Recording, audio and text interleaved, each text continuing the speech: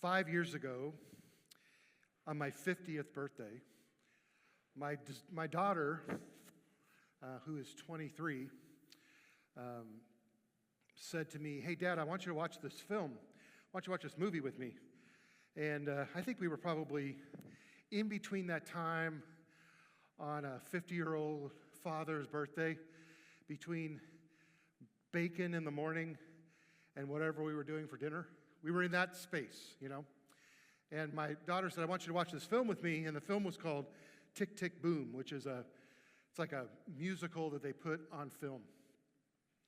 And I was watching it, and it was good. I enjoyed it. I enjoy musicals. I grew up around musical theater most of my life, so I really appreciated it. It was great. Actors were great. I was not, however, expecting that toward the end of the film, they did this song, and I was not expecting this song that was called Louder Than Words to completely break me. That was my birthday. Now, I realize that, you know, there's the old 50s song, "It's My Party, and I can cry if I want to." I didn't know I was going to actually making that into reality. But this song comes on, and it's called Louder Than Words, and it has this line in it. And the line says this: "Cages or wings, which would you prefer? Well, ask the birds." And I don't know what it was about that moment. I don't know if it was just 50 years up to that point of living life. Some of it I remember, some of it I don't. I don't know if it was just more than 35 years of studying different things, including the Bible. I don't know if it was just a spiritual journey that ended at a certain spot. I'm not really sure what happened, but it just broke me, that idea. Cages or wings, which would you prefer? Ask the birds. And it just got me. And I realized at that moment that what I'd been struggling with for a very long time, that I couldn't put into words, was that I had been building bird cages instead of birdhouses. And this morning, I just want to introduce this idea to you. And I'm not intending that everybody breaks down and cries, so I'm not looking for that as an outcome. But what I am looking for is for you to just consider something as you're thinking about not only Christmas, but your spiritual life in general. In Matthew 6, it says this: "Therefore, I tell you, do not worry about your life, what you will eat or what you drink, or about your body, what you will wear. Is not life more than food and the body more than clothing? Look at the birds of the air. They neither sow nor reap nor gather into barns, and yet our heavenly Father feeds them. Are you not of more value than they?" I want you to think about a few things, and I want to warn you a little bit. I am in no way a theologian, so if you were coming expecting that, I'm sorry. It's just not my thing. I'm actually a philosopher by training, and the only difference really is that I just have learned how to ask questions, and I'm okay with the fact that I don't have any answers. Most people just have a really hard time with that. I want to be able to ask a question, and then I want to be able to have an answer. And I can just ask all kinds of questions, and it doesn't matter if we have an answer or not. I just like asking questions. But I really do care about the answers, but it just takes me a long time to get there. And I have to consider everything else. So one of the questions I want to ask you, that I've been asking myself for a very long time, is what is it that makes you valuable? What is it that makes you valuable? And I can tell you right now, there are a lot of things that people think about when they do that. And there are a lot of people that try to value us for us. Our culture, the people around us. And a lot of times, our real value doesn't really come in who we might seem to other people, and it certainly does not come in what we do. So often, it's what we do or what we have or what we have come through, or what, you know, there's all these things that kind of, we try to add two and two together to get a value. And most of the time, we're trying to add two and two together to get a value of 5 or 6 or 7, and it just doesn't quite add up. So what is it that makes us valuable? Well, our real value is actually not in what we do, but in who we are, in our being. So how are we defining ourselves? How does that work? I think a lot of times the problem is that we have a language that just isn't enough. In our language, English, which is the one I know, unlike other cultures in the world, I only know one language. I mean, I know a little bit of Spanish enough to order Mexican food because it's my favorite. So I know taco versus enchilada. Other than that, I know el baño, because I need usually to use it before I leave the restaurant. But other than that, I don't know anything. I don't know anything but English, but I do know English well. And in English, we have these things called being verbs. Am, is, are, was, were, be being been. All of those words are words that describe our being. I am, I was, I is, well, he is, we were, am, is, are, was, were, be being been. But then we have these other words that help being. They're called helping verbs. And it's quite a list. There'll be a quiz later. I'm just kidding, not really. Have, has, had, do, does, did, shall, will, should, would, may, might, must, can, could. That's the helping verbs. Have, has, had, do, does, did, shall, will, should, would, may, might, must, can, could. Those things help being. They help us, but they aren't us. They just help. Do is in that list. Have is in that list. But some things are in that list that may be surprising to you. Should, might, could, all in that list. None of those actually define our being. They're actually outflows. Let me give you a really good example. Currently, if you were to ask corporate structure, I am a high D, high C, blue, orange, 6W5 sage, beaver lion, INFJ, ambivert, existentialist, innovative systems thinker, who can connect ideas in the future, and in a world obsessed with unicorns, I'm just a platypus. That's how the world would define me, taking all of those tests. You know what I'm talking about, the tests? You know what all those are, right? You see them up there? I've taken them all. I've taken them so many times that I know what to answer to get the same answers I've always gotten, right? We know how to manipulate those tests. Come on, I know you know how to do it.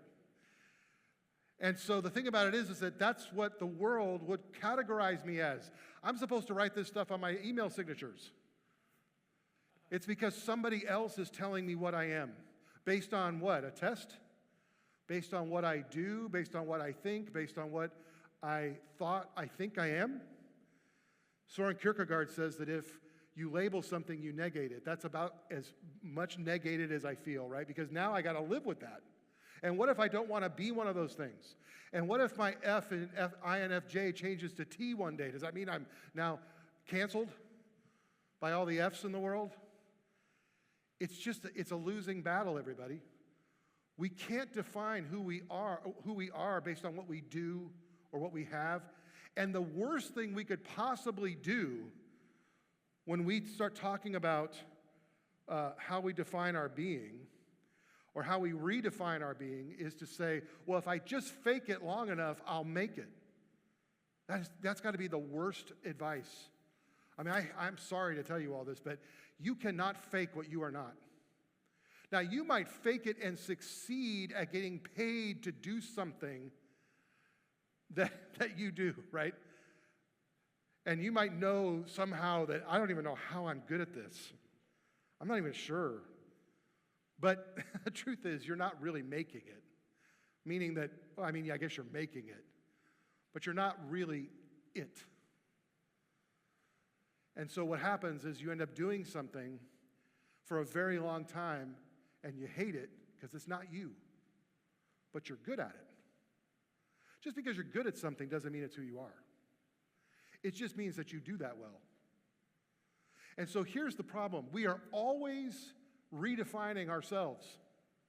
We are in a constant state. In fact, what's really amazing is that we are constantly renegotiating the meaning of everything. Now, I know we don't like to think that way because when we think that way, we think, well, but there are some things that are absolute. I agree. But my point to you is that I'm not totally sure what those are yet. Because I keep renegotiating the meaning of things. I mean, just look at, if you go back and look at a dictionary in 1865, and you look at a dictionary now, you'll see that we have renegotiated a lot of meanings of a lot of things. And some of that has been done by our culture.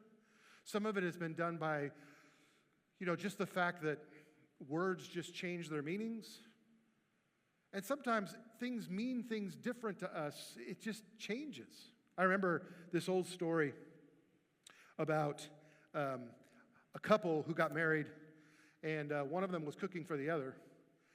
And the other person that was getting the meal said they were cooking a standing roast. And they said, why'd you cut the ends off the roast?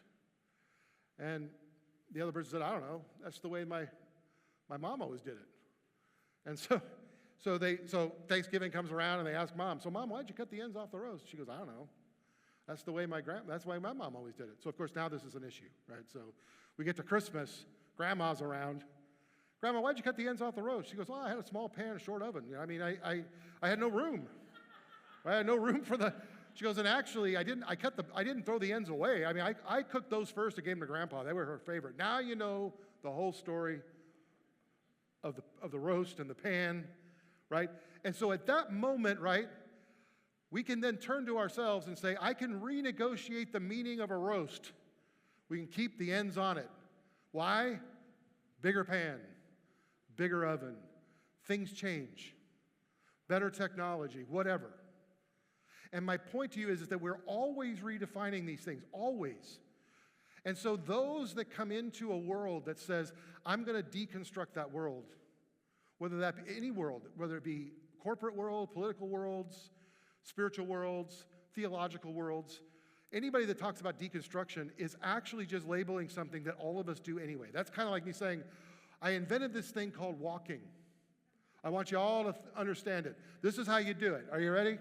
You put one foot, doesn't matter which one, I prefer left, in front of the other, and then this causes this momentum, and we just keep going.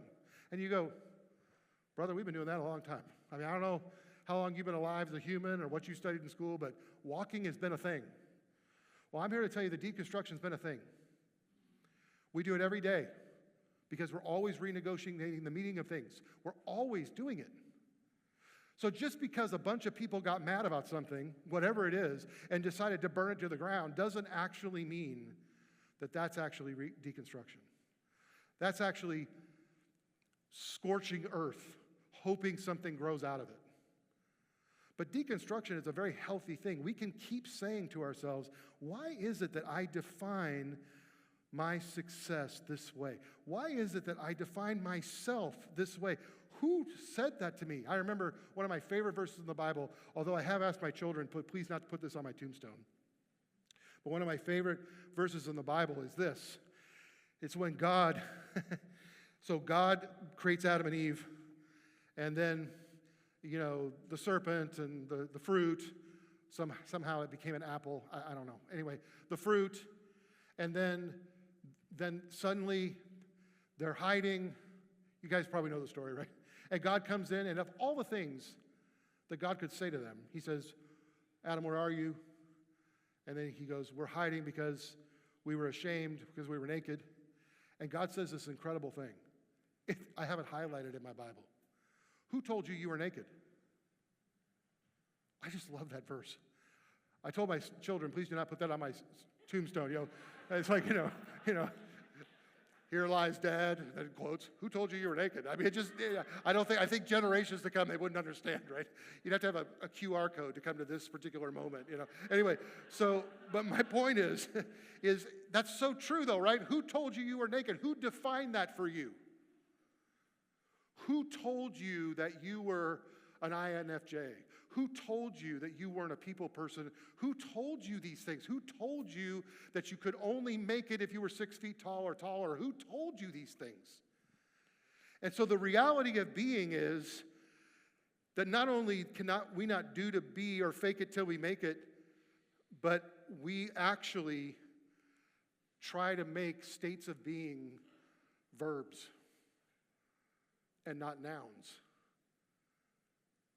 You know what's funny about God is that when Moses asked God, who should I say sent me? I know I'm jumping all over the Bible. That's why I told you I'm not a theologian. I'm actually a schizophrenic Bible reader. I'm just all over the place, right? But but it all fits together for me. I think if you're on for the ride, if you can take the e-ticket ride, loops and swirls or whatever, I think we'll get somewhere. But when he asked God did not define himself as, I am the creator of the universe. I am the one who did this.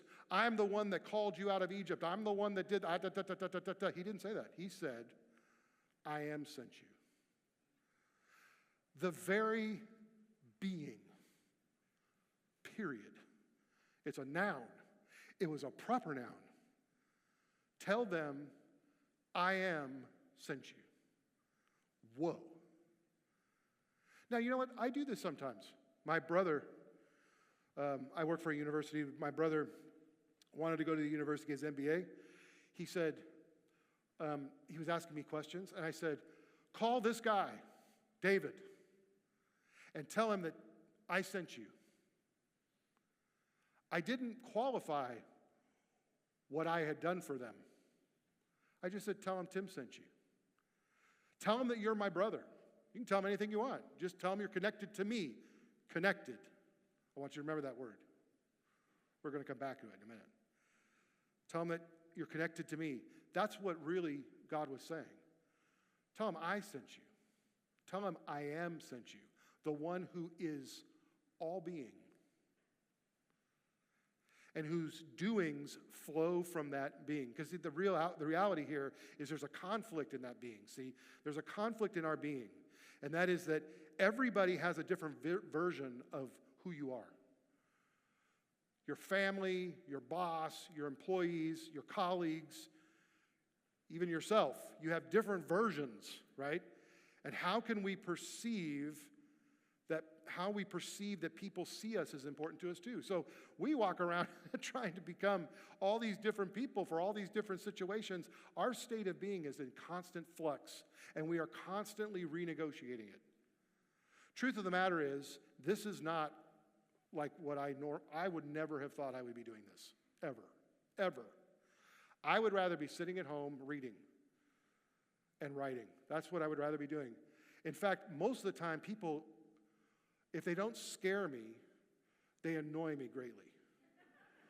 I just, you know what I mean? I hope I'm not being, I hope I didn't just lose all of you. It's not that I don't love you, it's just that I don't really like you. So, so the thing is that I just don't like, and I don't really mean that in a way that I puff myself up or I think I'm better than everybody. That's not it. I just like being by myself.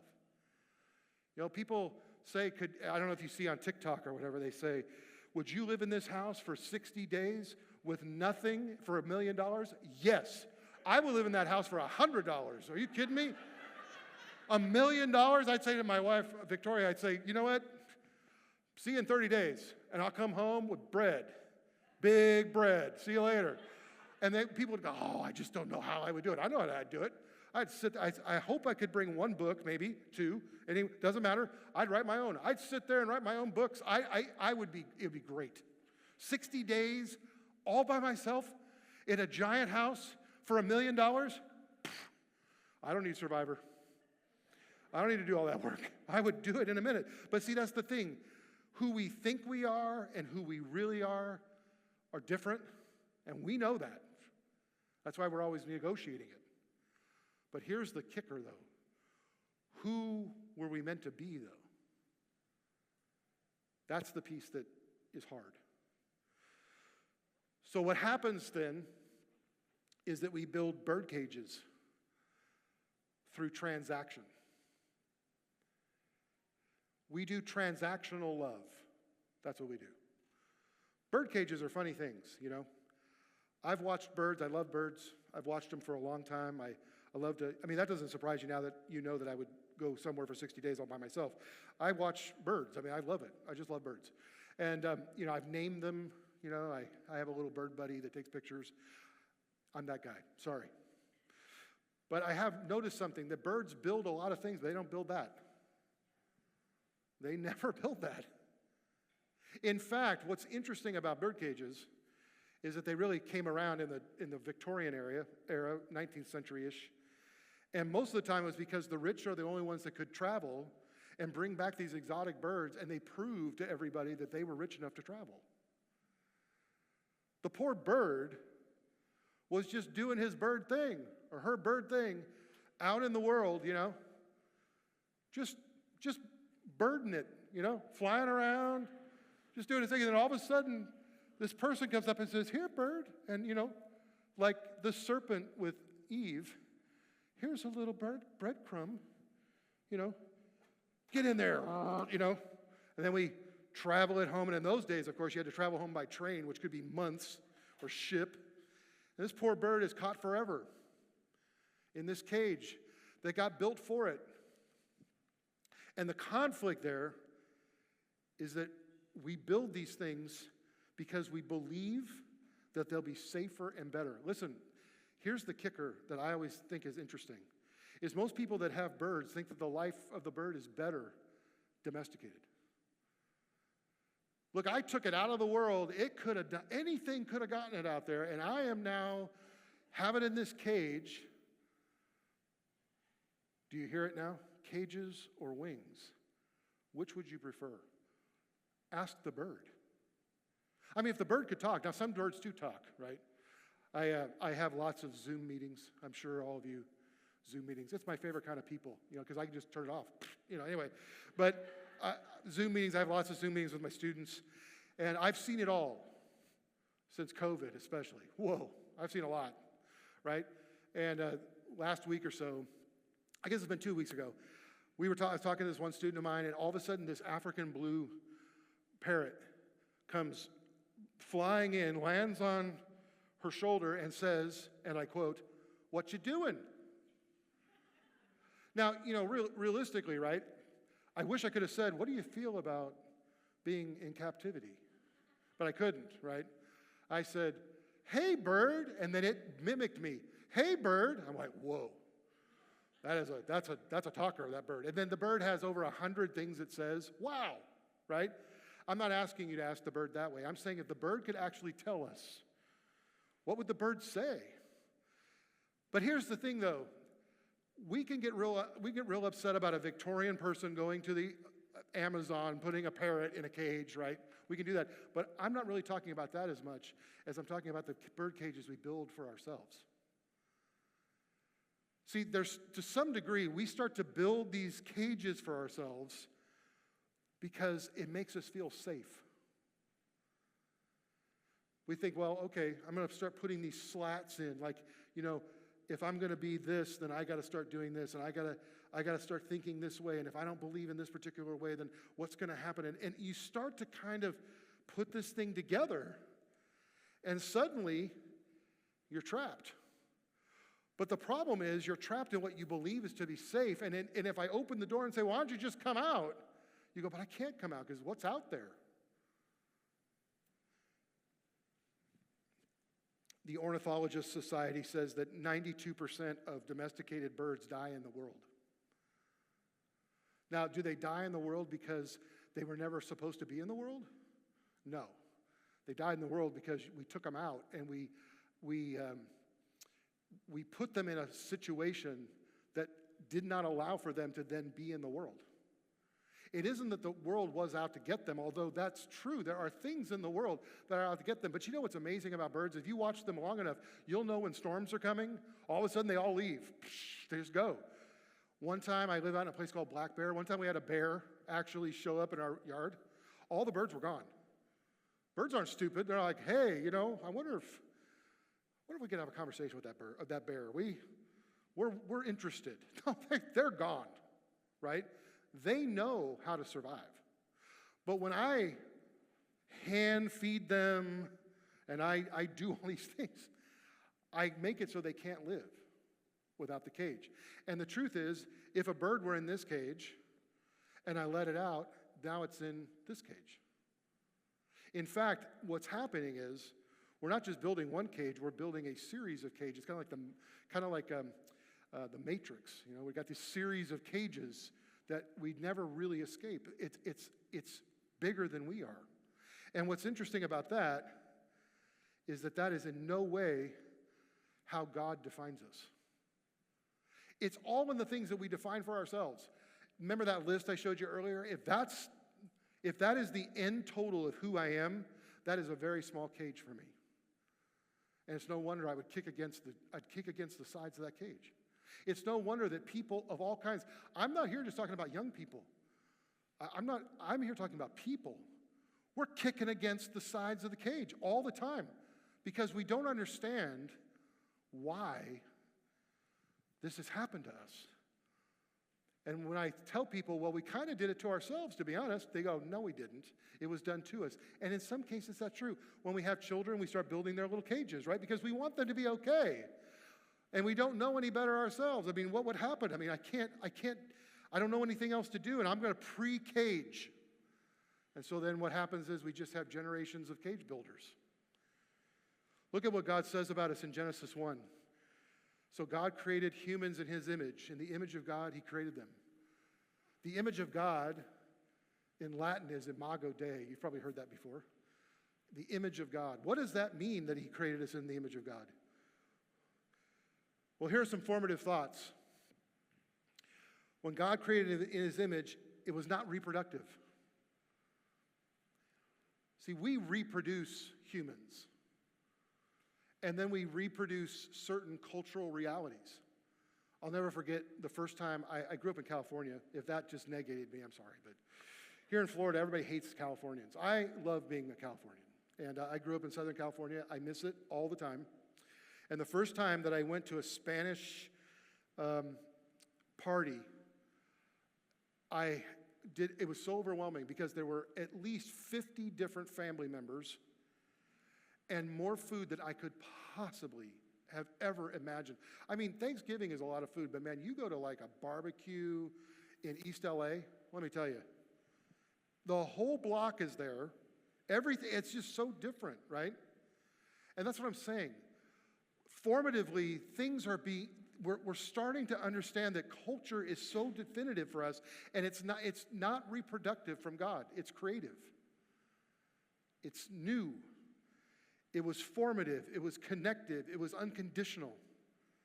It was like the potter and the clay, as it gets described in the Bible, right? The potter goes to the clay. They're not really trying to reproduce only the same thing over and over, although that can happen. But they all are a little bit different. It's not reproduction. Now, I know when we reproduce different looking people. I understand that. But we also kind of reproduce the same thing. People with issues, in families with issues, in cultures with issues, in nations with issues.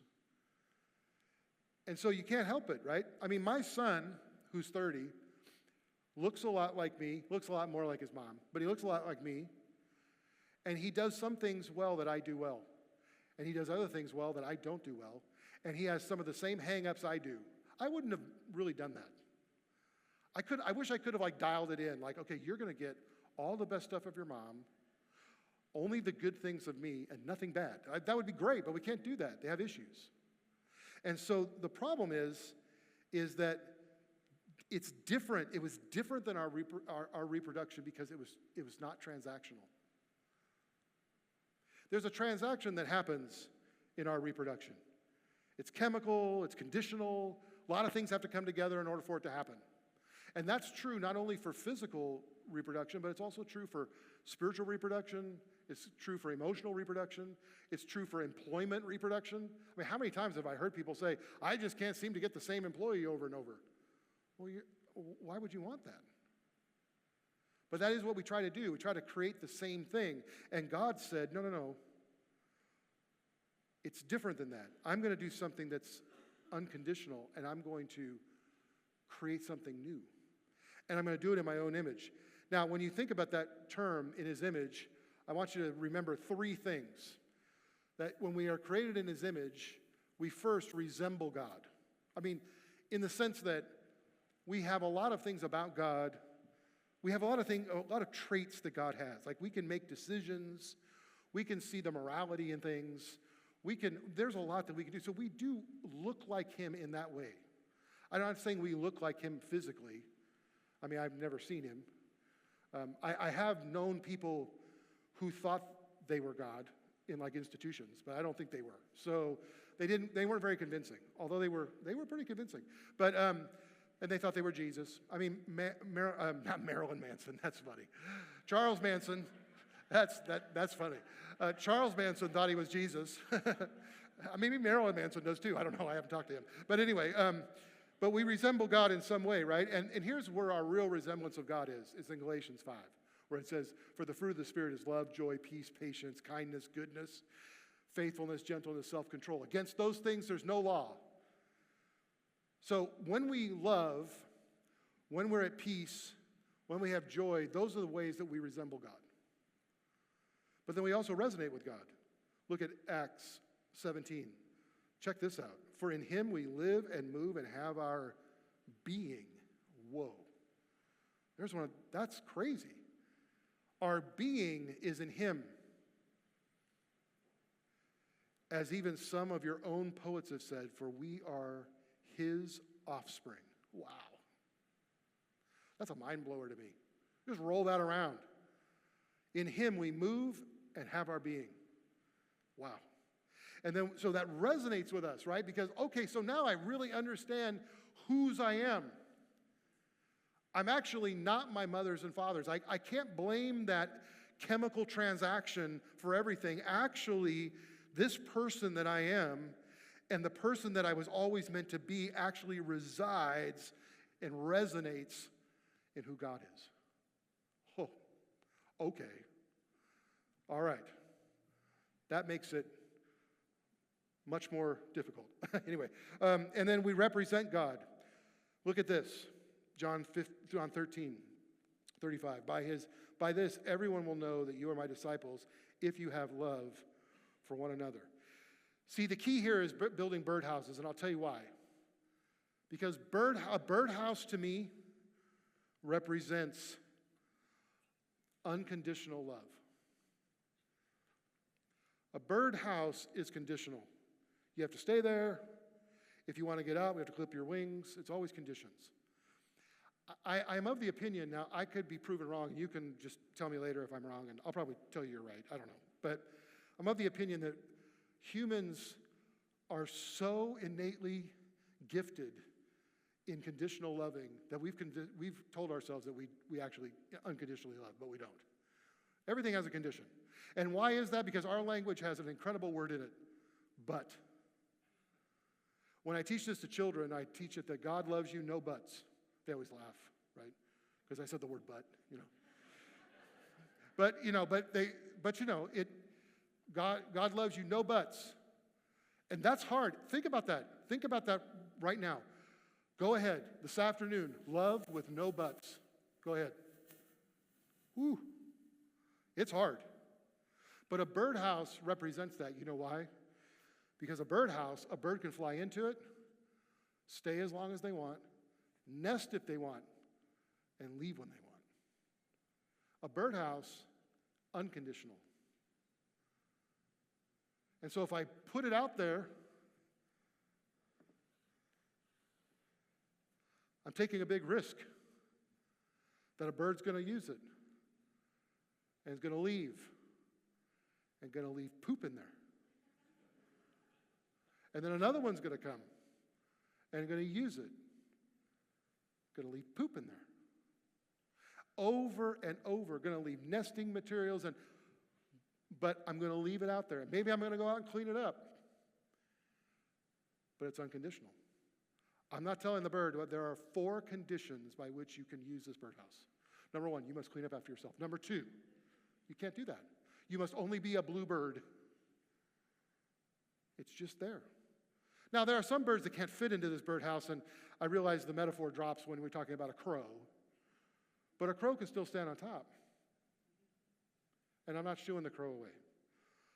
Of course, a squirrel could also try to live in there, but we're getting way beyond my metaphor. So the real journey is to realize that grace, then, is not just the forgiveness of sins or somehow how we begin to kind of think about what this looks like when it comes to God's love for us. What it really comes down to is that I'm starting to build a shelter of mercy. See, what are then we to say? Is there injustice on God's part? By no means. For he says to Moses, I'll have mercy on whom I have mercy, and I'll have compassion on whom I have compassion. So it really depends on not on the human will or the exertion, but on who God shows mercy. So the problem is that when I put a birdhouse out there, it's a show of mercy. You're out in the elements. Come out of the elements. It's okay. And leave when you need to.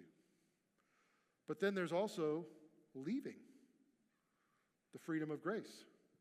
Jesus answered them, very truly, I tell you, everyone who commits sin is a slave to sin. The slave does not have a permanent place in the household. The Son has a place there forever. So if the Son makes you free, you will be free indeed. See, it isn't, if the Son makes you free, you'll be free with conditions. I always ask people this, when Jesus was on the cross and he said, it is finished, he cries out, of all the things that Jesus could say, like, what the heck, right? That's what I would be saying, right? Right? Like, put up a QR code that says this, you know what I mean? But he goes, it is finished. What was finished? Was it finished so that I have to be validated one more time? Is that what grace is? Here's what I've heard grace is. I'm sorry, I'm a little bit over, but I got to finish here. So, all right, good. He said it was good, so I'm good. I've been validated. All right, this is what I was told when I was going to Bible school, right? This is what I was told. That mercy is not getting the things that we deserve, and grace is getting the things we don't deserve. That's what I was told. Well, what? That doesn't make any sense to me. It's never made any sense. What I really like, by the way, is the irony of life. When I was a kid asking these questions, they told me I was a rebel. Now they pay me to ask these. By the way, I'm asking the same questions. It's no different. I've just had time to think about them now. And I have better stories, right? But here's the thing. That can't be true, because that's two sides of mercy. Getting what I don't deserve or not getting what I deserve, it's on the same spectrum. Grace is, so I would like to define it this way. Let me just say it this way. I'd like to say, instead of saying that, I'd like to say this. Mercy is being forgiven and redeemed. Now, listen, when I say the word redeemed, think about this. Redemption means that you get to claim your value. How do I know this? Because my wife coupons. When we go couponing, I'm the second cart. Now, if you know, you know what I'm talking about. There's a two-cart philosophy. You have one cart where my wife is. She's up there as they're checking things through. She's checking to make sure that the 2-for-1s or the 2-for-1s and all that. I'm in the back with the second cart that has all the stuff in it with the coupons. I'm holding the bin of coupons that are all clipped together. You guys know what I'm talking about, right? Okay. And as I come through, I was thinking to myself, I was looking at those coupons, because this takes a very long time. This is a long day, couponing, especially at CVS. Whoa. Anyway, you look at the bottom of a coupon, and it says, this coupon is worth 1/2000th of a cent. This coupon is worthless until that coupon goes into a drawer, but it says on there it's worth 50 cents. So it goes into a drawer, goes to a company somewhere who recognizes that coupon is theirs and redeems it, sends the money back to the store. Redemption means that we're being returned to the value we once were, or that we always were, or that we were promised to be, however you want to look at it. Mercy is being forgiven and redeemed that way, and grace is being loved with no condition. It's not two spectrums of things I should have gotten or not gotten or what I can do, because it always presupposes that then I've got something else I've got to do. There's nothing I could have ever done, and there's nothing I could do now in order for it to be unconditional love. Put one condition on it, no longer unconditional. And so, mercy offers us shelter It offers us a place to come and be redeemed. I get to be a bird, not wet, reproducing, whatever I got to do. I can live in this shelter, but grace gives us wings to fly out here and say, I'm still free to be the person that I was designed to be. Look, let's face it, everybody. You may not agree with who I become. I may not agree with who you become. You might just not like blue-orange people. You know, there's that old book, when I said I was a high D, high C, there was a whole book about that, about how understanding why those misunderstand you and who you ought to put on your team, who you ought to get on the bus, and who you ought to back the bus over, which I personally have. I have permanent treads, you know. If I could go get a tattoo, if I were brave enough, right, I would just go get a big tread across my chest, you know, because I just feel like I've had the bus backed over on me so many times because they read a book somewhere and they said that if you are an ambivert, don't have anything to do with them. Introverts ought to do this job, right? It's all about us validating each other. I have a book that's called The Double Validation Heresy. The Double Validation Heresy says this: God loves you, but I don't, so you're out. It's like I have to double validate you, right? Mercy offers us shelter, but grace gives us wings. Because grace is being loved with no conditions. In a world that cannot love me without condition, or does not accept me because they don't understand me, grace loves me anyway.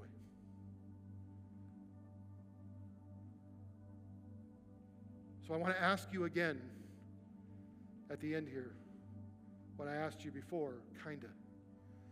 Cages or wings? Which would you prefer? Why don't you ask the birds? If you just close your eyes for a minute, I just want to read something to you from Scripture. I don't really want to pray the same way maybe I would somewhere else, because talking about this makes me realize how cheap my words are. So I'm going to go ahead and use words that came from somebody else that probably are more powerful. So you just close your eyes and just listen to this and let it resonate within you. Now may the God of peace, who brought back from the dead our Lord Jesus, the great shepherd of the sheep, the blood of the eternal covenant, made you complete in everything good. Made you complete in everything good, so that you may do his will as he works among us that which is pleasing in his sight, through Jesus Christ, to whom be the glory forever. Remember, your redemption gives you wings. But your choice is not whether you're going to do something right or wrong. Your choice is whether you're going to fly out or stay in. Are you going to start to realize that the real message of Christmas is that you've been made complete? You don't have to prove anything to anybody anymore, because God sees you exactly as you should be seen and has redeemed all of the value that you may have lost. It's done. So you don't have to impress me. You don't even have to impress God. You just have to be. So that you may do his will as he works among us that which is pleasing in his sight, through Jesus Christ, to whom be the glory forever. Amen. God bless you guys. Thanks for having me.